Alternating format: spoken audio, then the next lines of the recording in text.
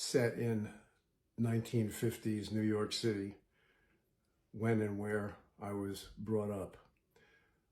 Today, I just want to talk a little about how I got into fiction writing. I never intended to write fiction. I was looking at publishing my memoirs, and I had kept a record of them over the last 10 years of my medical practice. When I got close to retirement, I read over what I had written over 10 years and became probably clinically depressed because they were so badly written. And I realized that was not a good idea to publish anything like that. Then magically in the mail, I received an invitation to attend a fiction writing for physicians workshop on Cape Cod in Hyannisport. And my wife came with me. So we flew to Boston and rented a car and drove down to the Cape.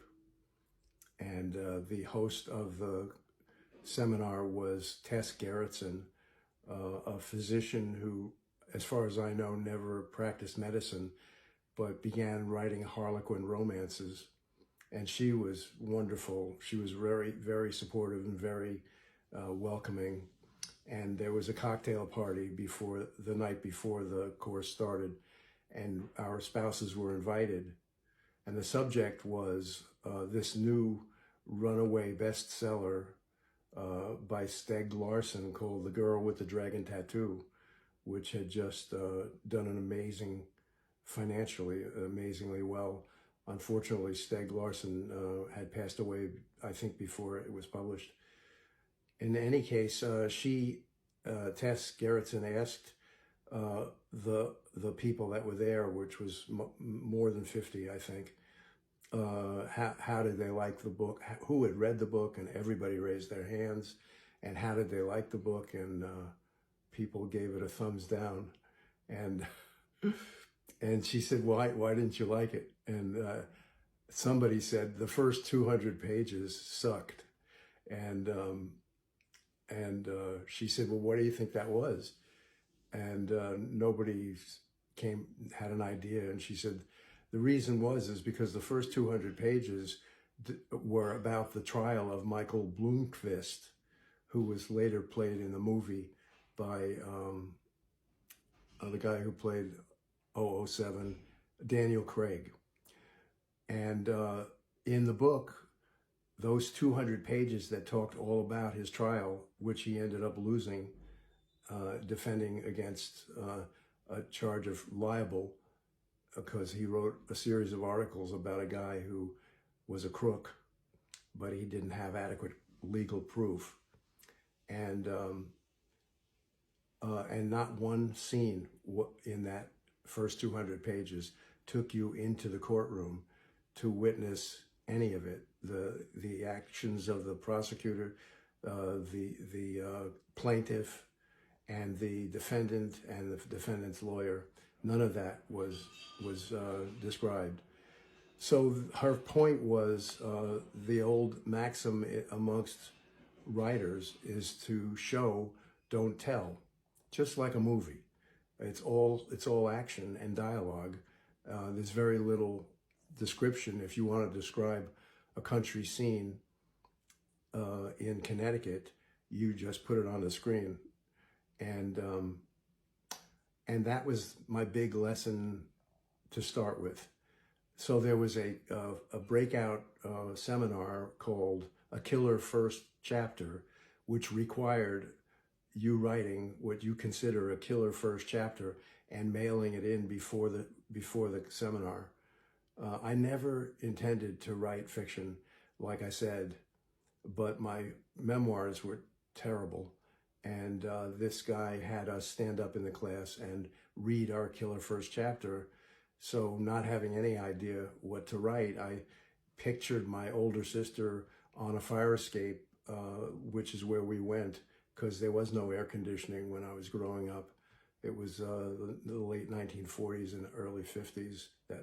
And my stories are set in 1955. So she's sitting up there, and of course, she's got a glass of whiskey in one hand and a cigarette in the other, and she's shaking in fear. And I don't know what possessed me to write that little bit, but the important thing was that while she was sitting there shaking, trying to calm down, drinking and smoking, she was smelling these incredible smells of food coming from the Italian neighborhood directly below our fire escape down a hill, and also absorbing the sound of those little yapping dogs, which nobody that I knew could understand why anybody would own one of them.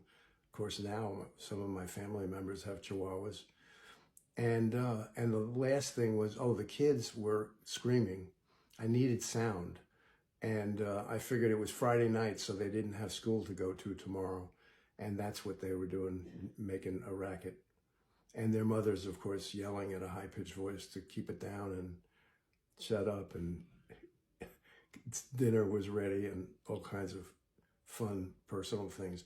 Anyway, I read that in front of a classroom full of doctors, and this guy, the screenwriter who led the seminar, named Rich Crevelin, he was a professor of screenwriting at University of California, Los Angeles, UCLA, and also the University of Southern California, USC.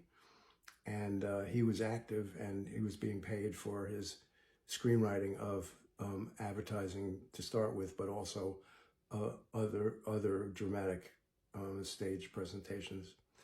And he loved what I wrote. The little I wrote, he really loved it. And he said, you need just a little refinement, and I'd like to work with you. And we did for a number of months. And I said I wanted to write my memoirs, and he said, the only person who's going to write your memoirs is going to read your memoirs is you. And that was all he had to say. He said, you can put your memoirs into fiction. And that's what happened with the 4 books I've already published and the one on the way. I'm almost done writing my 5th book. And each of those books represents a part of my life. And in the 2nd book's case, it was more a part of my father's and his big family that lived in Hell's Kitchen on the waterfront in Manhattan, where they grew up. And especially his sisters told me stories about what went on in that neighborhood, and I had a lot of information. Plus, a neighbor in the Bronx, where I was brought home from the hospital in Manhattan. A neighbor was a United States Customs officer, so I decided to make a customs officer a central character in that 2nd book. Harry, I can't remember the last name I gave him. Anyway, it was just as much fun as Rich Crevelin told me it was going to be. And I credit him in every book I write with the patience to go through this. And don't you know, one of the biggest things he taught me was show, don't tell. And he sent me a letter that was written by the supervising writer of a police procedural on television. And the guy said, this is terrible. You better step up your game. You're describing things. You're dumping information on the audience. That's not the way to entertain people, even though it's a police procedural. And he said, you're going to make me crazy. Don't do that. And don't disguise information dumps in the form of dialogue that means nothing except it conveys information to the audience. If you can't convey that information with action, don't include it. Okay, so that's enough for today. And let's see. That's all I want to tell you. Alice White Investigator is available in paperback, ebook, and audiobook formats on my website, which is www.marchirsch.com. And just so you know, I just load